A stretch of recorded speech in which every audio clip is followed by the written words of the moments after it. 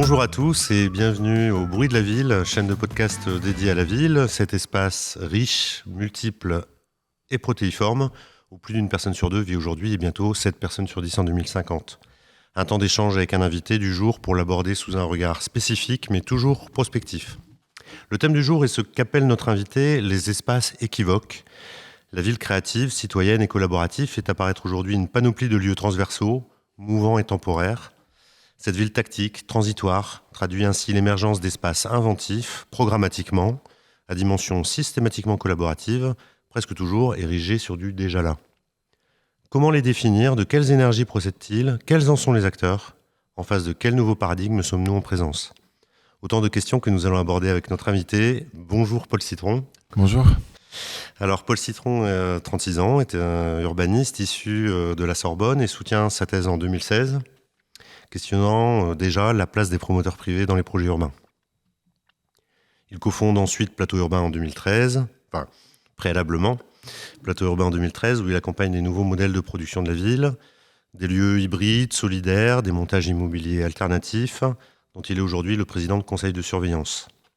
Il sera ensuite co-directeur de la Preuve par 7, qui est une recherche-action en faveur d'un urbanisme expérimental. Il lance en 2023, plus récemment, Surface Plus Utile, une association de plaidoyer en faveur d'un parc immobilier destiné aux acteurs d'intérêt écologique et sociétal. Alors pour commencer, quelques questions peut-être sur ton parcours, tes origines, les origines de cette démarche particulière, de cette approche de la ville spécifique que tu as. Comment on en arrive à ce parcours déjà riche aujourd'hui? Par quoi ça commence? Des études? Quelque chose qui préexiste à ces études? Je pense que ça commence par l'idée que, à travers la ville, à travers le fait urbain, finalement, on peut mélanger tout un tas de différentes manières d'être au monde, manières de voir le monde, et que qu'on peut à la fois, en imaginant la ville, faire de la philosophie politique, mais aussi faire du chantier, qu'on peut à la fois avoir une discussion de 5 minutes dans la rue avec quelqu'un, ou bien repenser entièrement la société. Et je pense que c'est ça qui m'a tiré dans la pratique de l'urbanisme, même si je crois que j'ai longtemps eu le sentiment peut-être faux et trompeur que l'espace pouvait beaucoup, alors qu'aujourd'hui j'en reviens un petit peu, et je pense que l'espace est finalement le support de nos rapports sociaux, plus que ce qui va les orienter. Le générateur. Voilà. D'accord, donc ta première pensée a été de te dire la ville comme le meilleur réceptacle d'une pensée complexe, une capacité à recevoir la pluralité du genre humain, on pourrait dire.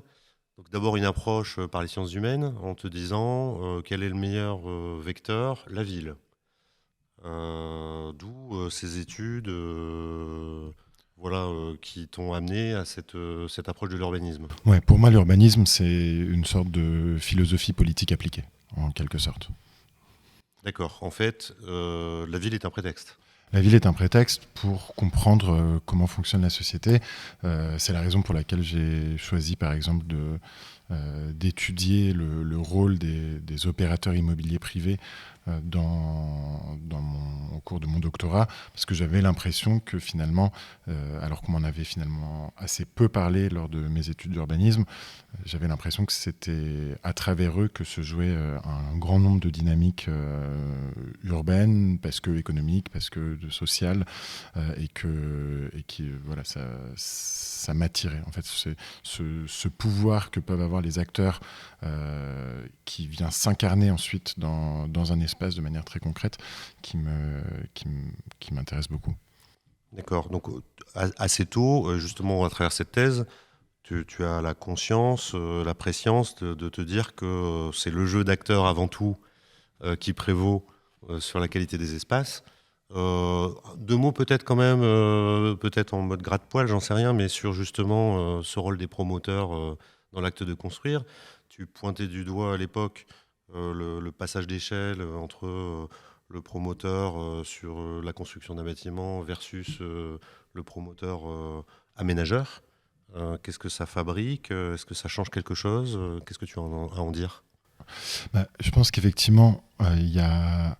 Moi, ce que je regardais dans ma thèse, c'était comment est-ce qu'il y avait une intégration de plus en plus forte de toutes les activités entre les mains d'un seul acteur qui était à l'époque ce qu'on appelle les opérateurs immobiliers. Donc ça peut être c'est souvent des très grandes entreprises, Bouygues, Nexity, BNP Paribas Real Estate, Vinci, Eiffage, et donc qui concentrait de plus en plus de prérogatives. Donc je me demandais quel genre de ville on produisait avec finalement un seul acteur qui savait ou qui disait savoir s'occuper de tout. Aujourd'hui, peut-être 10 ans après, peut-être que les choses ont un tout petit peu évolué. Je pense que les opérateurs immobiliers privés sont encore très puissants dans la fabrique de la ville, mais on voit aussi arriver peut-être d'autres types d'acteurs plus petits, plus agiles, et qui ont peut-être plutôt pris le tournant de la ville écologique, frugale, qui doit être nécessairement adaptable, éventuellement même réversible, et qui pose aussi des questions politiques, de modèle économique, de modèle foncier, et qui, je l'espère, vont venir de plus en plus questionner les modèles classiques portés par les opérateurs immobiliers classiques. On pourrait qualifier de descendants, en fait, qui sont peut-être presque parfois le bras armé d'une décision politique un peu unilatérale de faire la ville, et le promoteur privé ou l'opérateur économique n'étant finalement que le bras armé d'une action assez monotache ou monomode. Je pense que en réalité, ce qui s'est passé depuis quelques décennies, c'est on est passé d'un urbanisme planificateur où là, effectivement, c'était l'acteur public qui, dans sa grande expertise très technocratique, décidait peut-être un peu tout seul du futur d'un territoire pour les 30 prochaines années, à ce qu'on a appelé ensuite un urbanisme de projet, où là c'était plutôt le marché qui venait définir, donc la loi de l'offre et la demande qui venait un peu définir le futur des espaces urbains. Et donc ça a permis, je pense que ça a eu le bon côté des choses, c'est que ça a permis de remettre en cause cette vision très descendante de la planification, mais avec le contre-coup, c'était finalement peut-être une sorte de marchandisation et d'économisation de la ville, ce que d'aucuns appellent la ville néolibérale, même si selon moi c'est peut-être parfois un concept un peu englobant et qu'il faudrait peut-être pondérer un petit peu. Et je pense que là, on arrive vers, j'espère, un troisième moment d'une ville qui aurait plus intégré la contrainte de la crise écologique, mais aussi la contrainte qui n'est pas une contrainte, qui devrait être juste le moyen principal, le vecteur principal qui guide notre action, qui est celui de la crise sociale et sociétale, et dans lequel, à travers le prisme duquel on peut aujourd'hui faire la ville. Et je crois qu'on commence à en avoir les outils, les acteurs, voire même, dans certains cas, la volonté politique. Alors, bon, justement, en rentrant un peu dans le vif du sujet, puisque tu parles de moyens, d'acteurs, de méthodes, 2013, donc, Plateau Urbain, qui est, dans ton parcours, une première étape, je dirais, réponse, enfin, en tout cas, désir, volonté d'apporter une alternative, faisant le constat, justement, qu'il y a quelque chose d'autre à proposer. Voilà, alors, donc, Plateau Urbain, c'était initialement une association qu'on a transformée ensuite en coopérative. Je tiens à dire que c'est donc Simon Lenné avec qui on a fait nos études d'urbanisme à la Sorbonne, mais donc c'est lui qui a eu cette intuition qui a proposé de créer l'association Plateau Urbain et qui la dirige encore aujourd'hui. Il est président du directoire de la coopérative. L'idée, elle n'était pas neuve. L'urbanisme temporaire, je pense, même si j'étais pas là, qu'il y en avait déjà à Babylone. Que c'est une idée qui est vieille comme la ville. Et le fait d'utiliser des espaces qui sont temporairement dépourvus de valeur marchande pour leur conférer finalement une valeur d'usage, c'est pareil, ça a sans doute toujours existé et c'est certainement pas Plateau Urbain qui a proposé ça. Ce que Plateau Urbain proposait, c'était de gentiment donner un petit peu les outils et les arguments à tout le monde, propriétaires, acteurs publics, mais surtout occupants, usagers, habitants de ces lieux, pour que ça se passe dans les meilleures conditions possibles d'accueil, de légitimité pour les occupants, de sécurité pour tout le monde, et donc pouvoir un petit peu multiplier ces lieux, parce que habituellement les lieux d'occupation temporaire plus informels, qu'on appelle aussi des squats, ils peuvent ne pas forcément convenir à tout le monde. Il y a des gens qui peuvent se sentir trop fragiles pour avoir une sorte d'épée de Damoclès au-dessus de la tête quand ils se réveillent tous les matins. Et d'ailleurs, certains le font par nécessité. Et je pense que c'est aussi quelque chose qu'il faut questionner et qui est malheureux.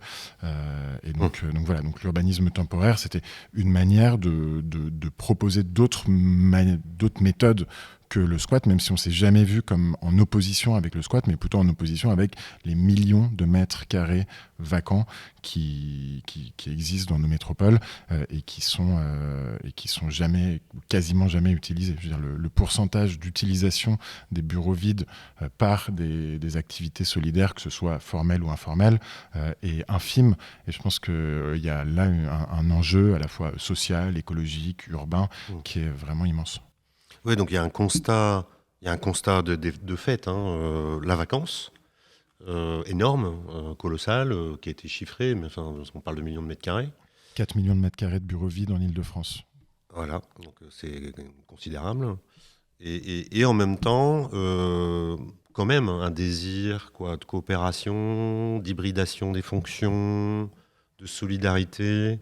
Il y a quelque chose aussi qui procède de ce désir. Le mot est sans doute un peu fort, mais en tout cas d'apporter une réponse à un besoin programmatique peut-être un peu flou, mal formulé par les acteurs. Et Plateau Urbain arrive là aussi pour faire de l'aide à la structuration. Voilà, mais justement, je pense l'intuition qu'on a eue, c'était que peut-être qu'en tant qu'urbaniste, on n'était pas très bien placé pour mieux formuler ce besoin programmatique et donc pour définir ce que devait être l'usage de ces espaces. Et finalement, on avait une conception de notre rôle là-dedans qui était plus... Facilitateur ?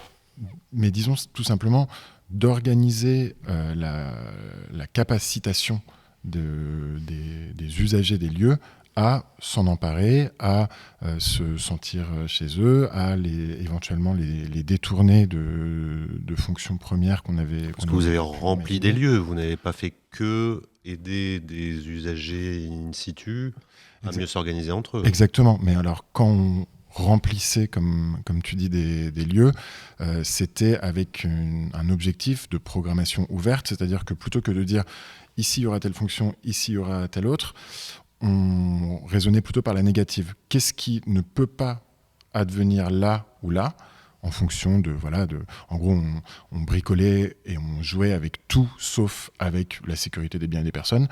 Ça, c'était vraiment le seul truc où non, on transigeait pas, on faisait pas d'économie, ça nous paraissait très bien.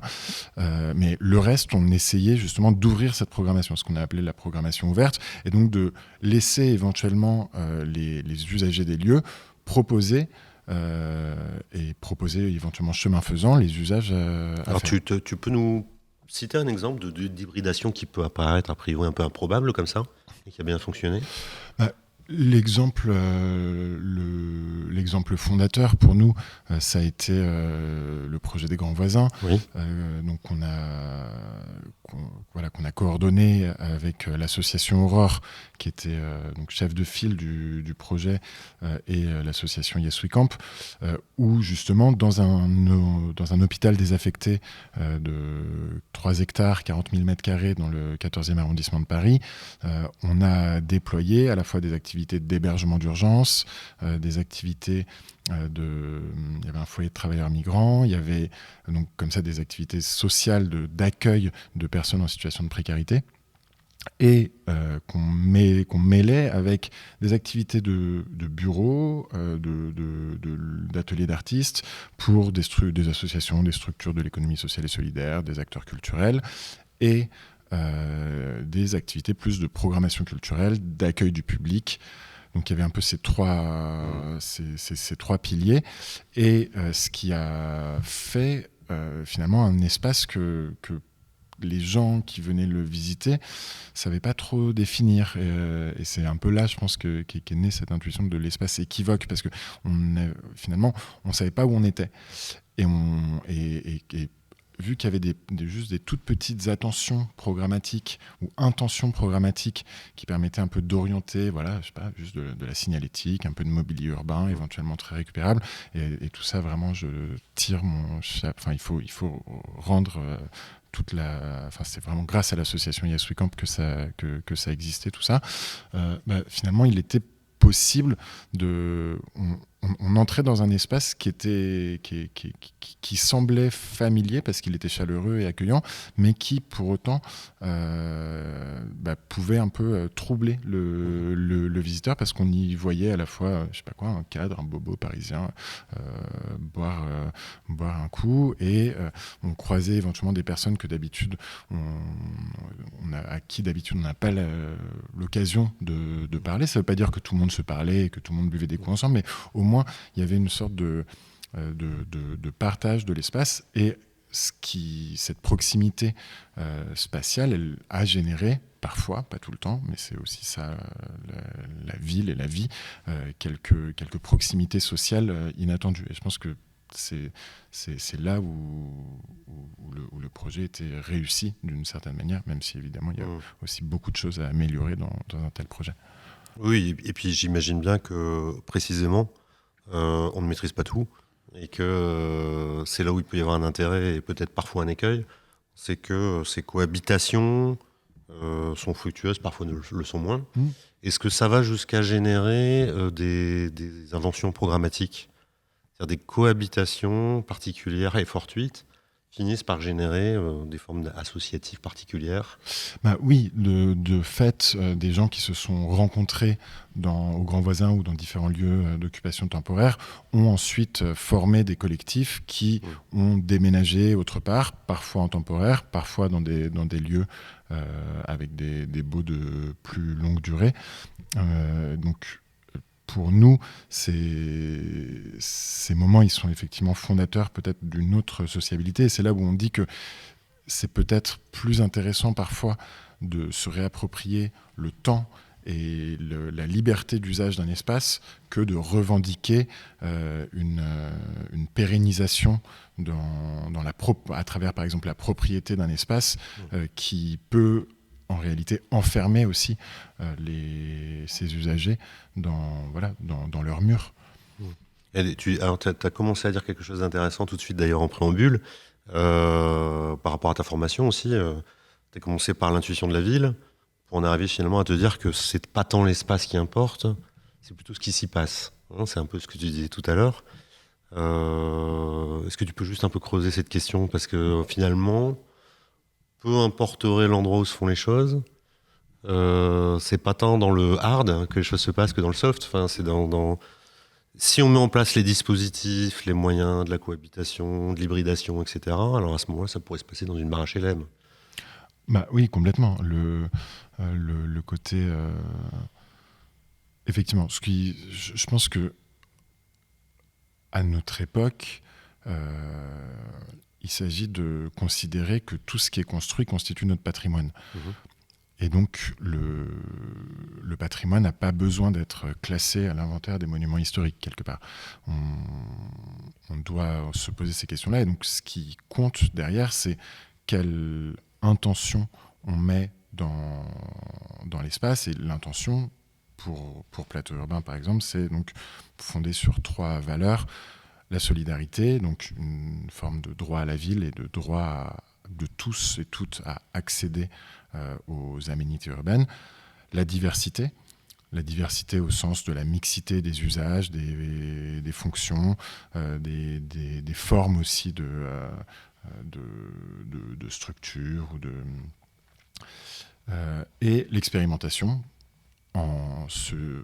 toujours en se disant que nous ne sommes pas titulaires d'une solution qui serait reproductible, mais qu'il faut en réalité, étant donné que les choses changent et sans doute changent peut-être à une vitesse supérieure à ce qu'on pouvait s'imaginer il y a quelques décennies, il faut qu'on reste tout le temps dans une posture, en réalité, une posture professionnelle, personnelle, mais peut-être juste une posture de citoyen qui soit ouverte à l'éventualité d'une adaptation future. Parce que finalement, il me semble que c'est ce que demande notre époque. Or, cette adaptation, c'est sans doute aussi beaucoup plus facile de la demander à quelqu'un qui est un cadre, qui a fait des études et qui n'a pas de problème pour savoir où il va dormir cette nuit, que de la demander à quelqu'un qui est en situation de précarité. Donc il y a aussi cet équilibre à retrouver peut-être globalement dans la société, avant de pouvoir avancer tous vers cet inconnu qui va être le devenir climatique des villes dans les 30 prochaines années. Alors, effectivement, ton parcours procède, je dirais, de cette agilité, expérimentation permanente, puisque plateau urbain, c'était une chose, la preuve par 7, qui est quand même une recherche-action aussi, en faveur d'un urbanisme expérimental. Alors plus récemment, on va en parler aussi, surface plus utile. Ce sont systématiquement, me semble-t-il, des dispositifs qui ont vocation à aller creuser du côté de la réponse à la ville en mouvement, de ce qui procède de l'instable. Et en même temps, on en parlait tout à l'heure, tu as un désir de massification. Comment on fait ? Exactement. C'est tout l'équilibre qu'il y a à trouver aujourd'hui. D'un côté, il faut continuer à expérimenter, il faut les solutions les plus adaptées doivent être trouvées chemin faisant et doivent être aussi à chaque fois contextuelles. Et donc il faut expérimenter parce que chaque site doit trouver sa propre solution. Et d'un autre côté, si on est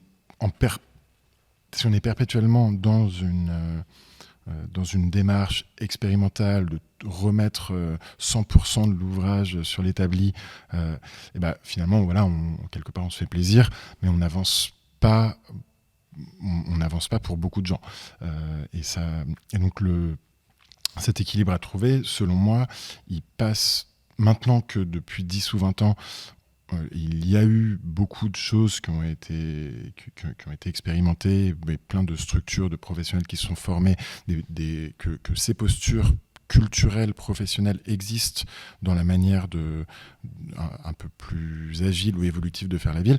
Désormais, il faut massifier. Et ça passe par les politiques publiques. Ça passe par des élus locaux, nationaux, sans doute peut-être un peu, il y a de la réglementation européenne là-dedans, qui acceptent de changer les manières de faire, qui acceptent de faire évoluer les cadres réglementaires, qui acceptent de faire des incitations, d'inciter les acteurs classiques, les grands acteurs économiques à changer de pratique. Et donc là-dessus, selon moi, il y a tout un volet plaidoyer, lobbying carrément, à mettre en œuvre pour dire, vous voyez bien, ça, on l'a fait, ça marche. Tout le monde, globalement, il y a un consensus, peut-être un consensus mou, mais qui dit oui, bravo, c'est bien, etc. C'est la ville généreuse. Mais du coup, si ça fonctionne dans ces cadres très fermés, quelque part, parce que temporellement définis, que sont les tiers-lieux, les lieux d'urbanisme transitoire, etc., maintenant, comment on fait pour que ce ne soit pas des parenthèses, mais plutôt des vitrines ? Et comment est-ce qu'on fait pour que derrière, on puisse l'étendre au reste de la société, au reste de la ville ? Et pour moi, c'est ça l'enjeu. Et donc, c'est à chaque fois en réalité, on pourrait croire que c'est qu'on revendique une évolution législative ou de faire la révolution. En fait, pas du tout, c'est l'inverse. Nous, ce qu'on dit, c'est à un moment, il y a juste une posture culturelle à adopter de la part des acteurs, notamment des acteurs qui ont l'habitude de faire la ville, c'est-à-dire les élus, les dirigeants des opérateurs, des bailleurs sociaux, des grands opérateurs immobiliers, etc., En fait, la question, c'est comment est-ce qu'à un moment, eux peuvent se mettre en position de faire confiance à ceux qui utilisent les lieux et donc de déléguer leur confiance. Et bien souvent, je trouve que ce qui pêche dans la massification de ces manières de faire la ville qui sont pourtant reconnues comme assez généreuses et utiles. C'est pas seulement sympathique, c'est aussi utile, c'est-à-dire ça héberge des gens, ça fait en sorte que des projets se développent, etc. Ça fait avancer la société. C'est cette posture où on ne prend pas de risque, on ne va pas déléguer la responsabilité, on ne va pas déléguer la confiance. Et là-dedans, je pense qu'il y a une vraie évolution culturelle à avoir en termes de posture. Même si on commence à voir, alors même c'est peut-être encore un peu un signal faible de ton point de vue, des collectivités territoriales passer commande, on pourrait dire, enfin en tout cas à des acteurs plus agiles comme ceux que tu portes, pour aller justement sur des expérimentations urbaines. Donc il commence à y avoir, je pense, un peu de l'argent public qui se met au service de cette volonté. Oui, c'est très bien, mais justement, là, pour le coup, il y a une sorte de mur réglementaire, parce que aller mettre de l'argent public pour passer une commande qui doit, pour être intéressante, ne pas être définie, ou ne pas être complètement définie, bah ça, typiquement, il n'y a pas de cadre réglementaire pour dépenser de l'argent public là-dedans.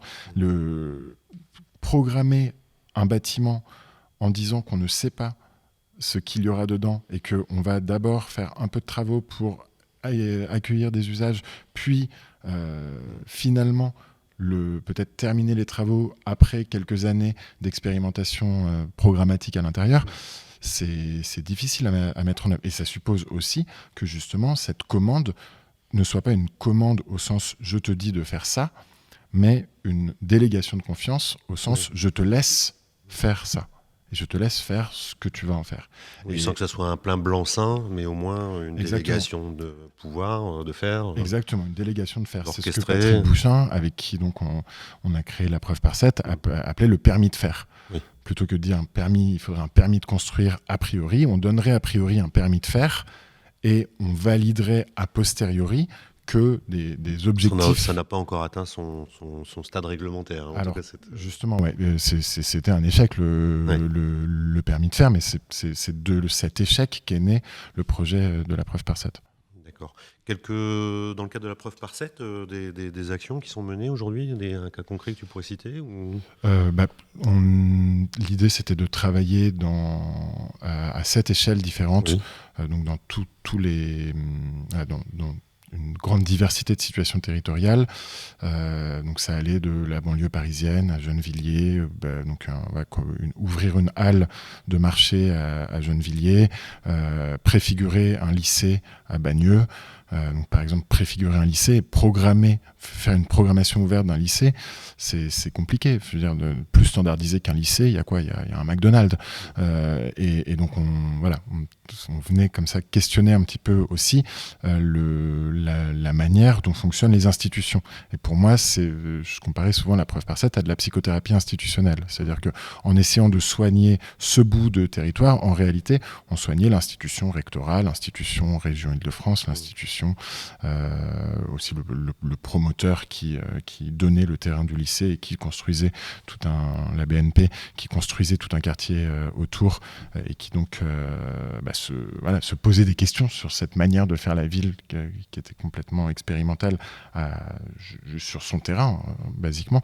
Et ça a donné lieu à des interactions hyper enrichissante de mon point de vue, avec justement des promoteurs jeunes et vieux qui étaient, je pense, assez sincèrement intéressés par la manière de faire, parce qu'ils voient bien que le futur de leur métier, de leur industrie, de l'industrie immobilière, est clairement, doit être questionné à la lueur de ces enjeux qu'on arrive finalement beaucoup mieux, je crois, à saisir avec ces outils-là de programmation ouverte et d'indéfinition de la ville, qu'avec les outils très rigides et classiques de programmation. Qui mettent en silo tous les éléments de programme qui sont produits par les divers acteurs. Exactement. Et d'ailleurs, de ce point de vue-là, sur Surface Utile, justement, en faveur d'un parc immobilier destiné aux acteurs d'intérêt écologique et sociétal, Et notamment, tu en parlais, de sortir aussi le bailleur social a ses prérogatives de construction de logements sociaux.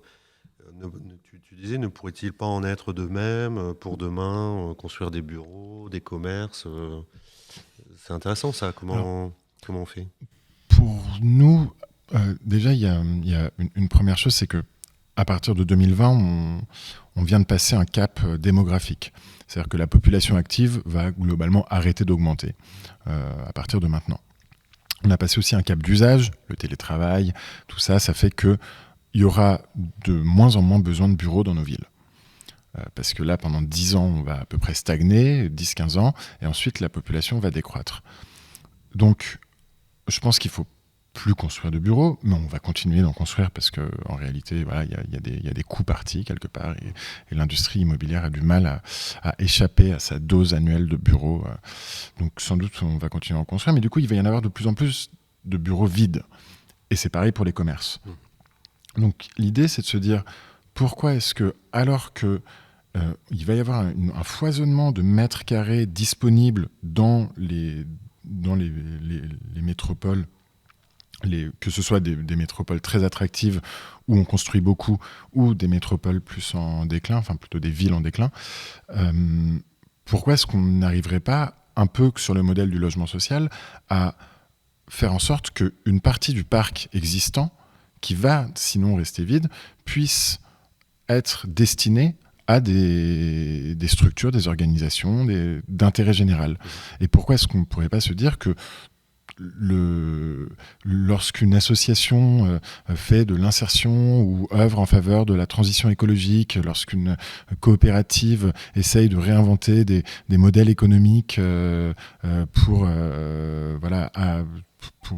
par exemple produire aussi des externalités positives en matière environnementale ou sociale, pourquoi est-ce que finalement ces organisations qui œuvrent pour le bien de tous et qui sont un peu notre assurance sociétale pour les décennies à venir, pourquoi est-ce qu'on ne pourrait pas leur dire, finalement, vous échappez aux lois du marché immobilier et donc vous avez le droit d'accéder à un parc qui est le vôtre. Et le fait est que sinon, ces immeubles, ils vont rester vides. Donc ce serait, je pense, relativement consensuel même, de mobiliser ce parc vacant. Il s'agit d'exproprier personne. On ne parle pas on parle pas de confisquer des biens. On parle juste d'utiliser des choses. Et donc, et peut-être le faire pour des durées qui seraient de 10-20 ans, parce qu'en fait, c'est le temps que ça va rester vide, au minimum, avant qu'on en fasse éventuellement quelque chose d'autre.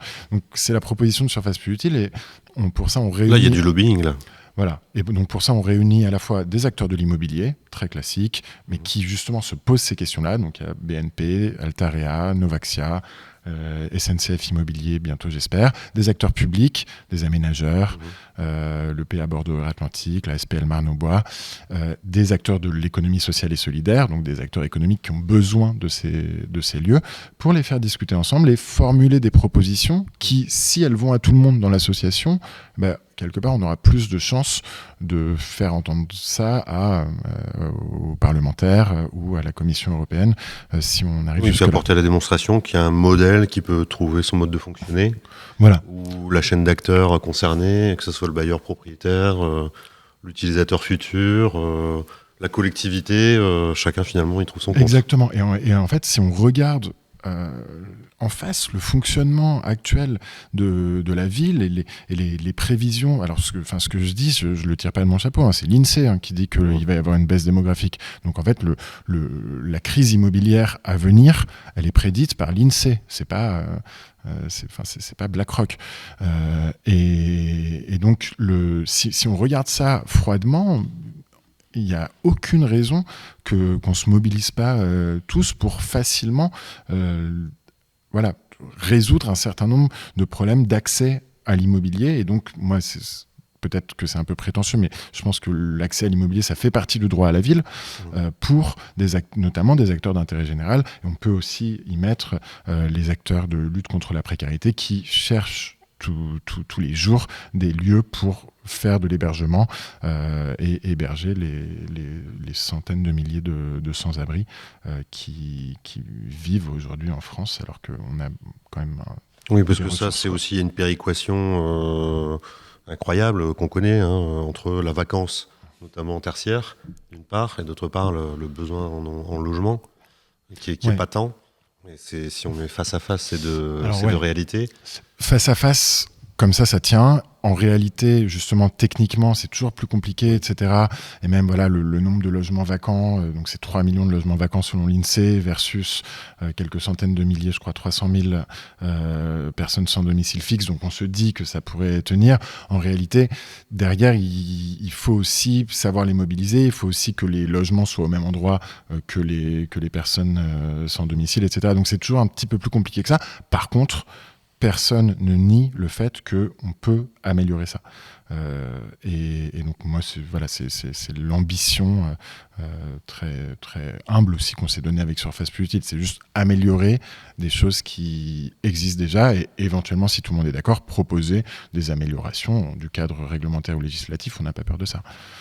Oui, c'est ça. Oui, pour rendre facile, améliorable, des situations qui sont certes aujourd'hui un peu bloquées. En fait, Voilà, c'est ça. on voit bien que voilà, il n'y a pas de réponse, alors que les potentialités sont là. Voilà. Et donc c'est ce qu'on appelle l'association Surface Plus Utile cherche à développer ce qu'on appelle des espaces économiques de la transition. Tout simplement se dire que on a besoin et on en revient à ce qu'on disait au début sur le rôle de l'espace dans la société. C'est pas l'espace qui change la société, l'espace c'est le réceptacle et le support de ce qui se passe. Et donc là, ce qui doit se passer pour nous aujourd'hui collectivement, en France, en Europe, dans le monde, c'est une transition économique, une transition sociale et sociétale. Et donc, on a besoin de réceptacles, de support à ces bouleversements, ces changements, ces évolutions économiques.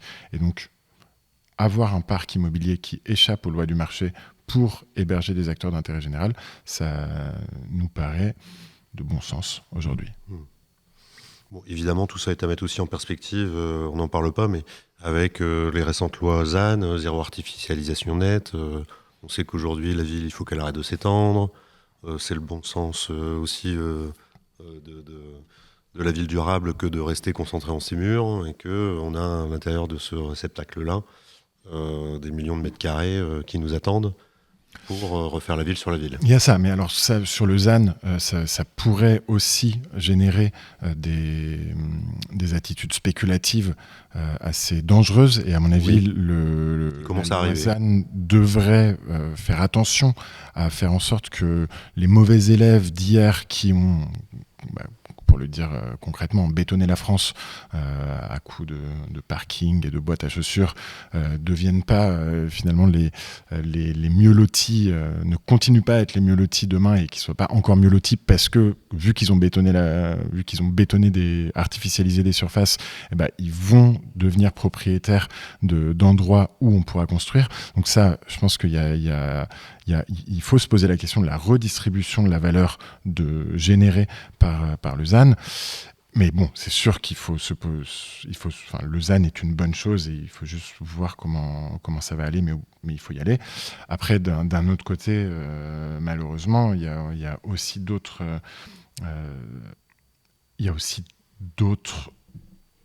choses qu'on voit. Il y a aussi une autre loi qui, elle, me paraît beaucoup plus dangereuse et qui me pousse à être un peu plus pessimiste. C'est la loi Berger-Kasbarian, dite loi anti-squat, qui clairement criminalise les personnes précaires et au lieu d'essayer de trouver des solutions à la crise du logement. Non, absolument. Là, ça ne va pas du tout dans le sens du partage du bien commun. Si on considère le droit de se loger ou le droit d'occupation des lieux comme un bien commun. Exactement. Donc, voilà. C'est génial de pouvoir parler de tout ça, mais je pense qu'il faut pas être naïf sur le fait que voilà, il y a aussi on voit ça un peu à notre voilà, on parle de ce qu'on voit et ce qu'il y a sous nos yeux un petit peu, mais si on regarde un peu plus loin, il y a aussi quand même là une société qui se referme sur elle-même, qui est de plus en plus violente à tous les sens du terme, et donc peut-être la ville future risquerait de devenir le symbole.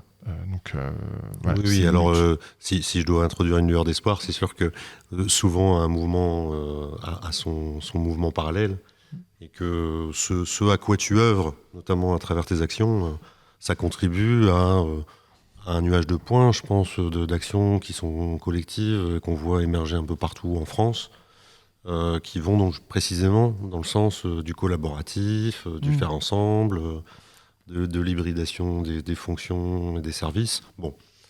Oui, mais c'est ça. Mais en fait, c'est comme une. Toi, tu parles de nuage de points. Moi, on aimait bien utiliser le symbole, l'image de l'archipel, Oui. avec une image aussi utilisée par Damasio.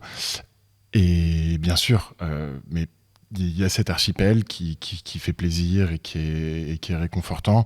Il y a aussi une montée des eaux du fascisme. Et donc, qu'est-ce qui va rester hors de l'eau qu'est-ce qui va décroître ça, on ne le sait pas encore. On ne le sait pas encore, effectivement. Et il y a des vrais changements de paradigme. On va commencer déjà un petit peu à introduire la fin de notre échange. C'est vrai qu'il y a un désir de changement de méthode. Et c'est vraiment particulièrement intéressant et vertueux ce que tu nous racontes. Moi, les acteurs autour, quand même, pour finir un peu là-dessus, est-ce qu'ils sont prêts? Enfin, est-ce qu'on arrive à les faire bouger? Est-ce que tu sens encore des grosses réticences? Ou est-ce que tout le monde a conscience qu'il y a quelque chose qui est en train de se passer et qu'il va dorénavant falloir faire autrement? Est-ce qu'au moins cette prise de conscience-là est collective? Alors, je pense que la prise de conscience qu'il faut faire autrement est collective. Ensuite, vient le temps 2, c'est à quoi on renonce en échange de ces changements. Et là-dessus, peut-être que, voilà, notamment sur la spéculation immobilière, sur la lucrativité des projets immobiliers, là, voilà. Mais en tout cas, on a passé la première étape d'éveiller les consciences sur le fait qu'il faut faire autrement. Parce que comme tout grand changement, enfin, finalement, même quand on voit des changements de société, quand on change de, je sais pas, de modèle de production énergétique, enfin bon, c'est Jérémy Rifkin qui en parlait très bien avec la troisième révolution industrielle, mais il y a des nouveaux métiers qui arrivent, donc des nouveaux modèles économiques. C'est quoi la ville de demain? C'est quoi les nouveaux métiers aujourd'hui de l'aménagement du territoire? Est-ce qu'il y a des nouveaux métiers qui apparaissent? Là, t'en es peut-être la preuve vivante, mais... Non, moi je dirais que justement les nouveaux métiers, ce serait plutôt des gens qui font fonctionner la ville de manière plus frugale, plus écologique, à toute petite échelle. Donc on peut parler de l'artisan qui saura faire de la rénovation énergétique à base de réemploi. Mais ça, en fait, ça existe déjà. C'est juste, il avait disparu. J'espère qu'il survivra parce qu'on en aura besoin, c'est sûr, d'ici la fin du siècle. On peut penser aussi, voilà, on pourrait appeler un nouveau métier de la ville, le logisticien du dernier kilomètre, qui récupère tous les colis d'un quartier et va les distribuer en une seule tournée de voiture. Mais bon, avant, on appelait ça un postier et ça marchait très bien. Donc peut-être que c'est pas seulement des nouveaux métiers, mais c'est aussi se demander ce qu'on a perdu et ce dont il faut garantir la survie, parce qu'on sait qu'on en aura besoin. C'est sortir d'un modèle globalisé de l'économie? Est-ce que c'est possible? Je ne suis pas sûr. Mais en tout cas, prendre conscience que ce modèle globalisé a un coût carbone, bah oui. Voilà. Et après, j'espère qu'on pourra continuer à voir ou découvrir des choses qui viennent de l'autre bout du monde, et aussi à bouger à l'autre bout du monde. Et de toute façon, une fois de plus, le changement climatique va générer, voilà, tout ça, c'est global, donc on n'y reviendra pas. Mais par contre, prendre conscience du caractère fini de ce monde global, ça effectivement. Et que les économies, peut-être un peu plus de proximité, un peu plus écosystémiques ont un avenir devant elles. Exactement, voilà. Mais donc, je pense que c'est ça, c'est un emboîtement d'échelle. Et de la même manière que la ville est un emboîtement d'échelle temporel, et que donc, pour moi, il n'y a pas d'opposition entre l'urbanisme dit temporaire et un urbanisme dit pérenne. Enfin, je veux dire, on regarde la Tour Eiffel, à la base, c'est un projet d'urbanisme temporaire. Et ben, voilà, aujourd'hui, c'est vu comme le symbole éternel de la vieille Europe, etc. Et ben, de la même manière, il y a un emboîtement d'échelle par rapport au monde globalisé, oui. D'accord. On va commencer à conclure. Est-ce que tu as un projet, ton prochain grand projet, peut-être ce sur quoi tu travailles aujourd'hui ou ce que tu as envie de faire demain? Le prochain grand projet, j'espère, c'est de parvenir avec Surface Plus Utile à trouver un cadre qui facilite cette massification des espaces économiques de la transition et donc de cet immobilier destiné aux structures d'intérêt général. D'accord. Est-ce qu'il y a, pour parler un peu d'espace et d'architecture, le dernier bâtiment que tu as visité, qui t'a procuré une émotion, un espace, un lieu, un usage? Il y a un mois, on était avec un groupe d'activistes européens qui s'appelle Degentrify Europe. Donc il y a des Belges, il y a des Allemands, des Italiens, des Espagnols, des Français, des Lettons aussi. On était à Naples. Donc on se voit tous les ans et donc on était à Naples pour notamment découvrir les beni comuni, donc les biens communs confiés par la ville de Naples à des collectifs de citoyens.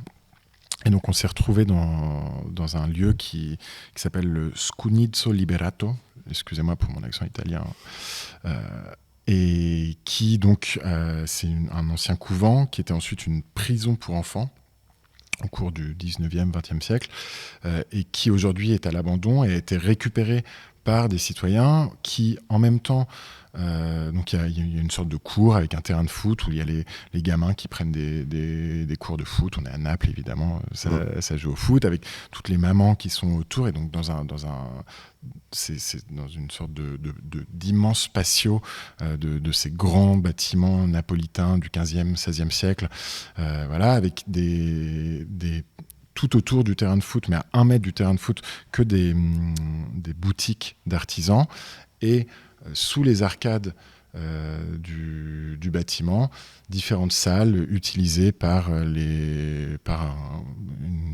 association, mais en fait c'est juste des groupes de gens pour ici organiser un concert, ici une buvette, etc. Une sorte de tiers-lieu, mais beaucoup moins organisé, en fait, beaucoup plus organique que ce qu'on aurait l'habitude de voir en France ou dans le reste de l'Europe, beaucoup plus napolitain quelque part.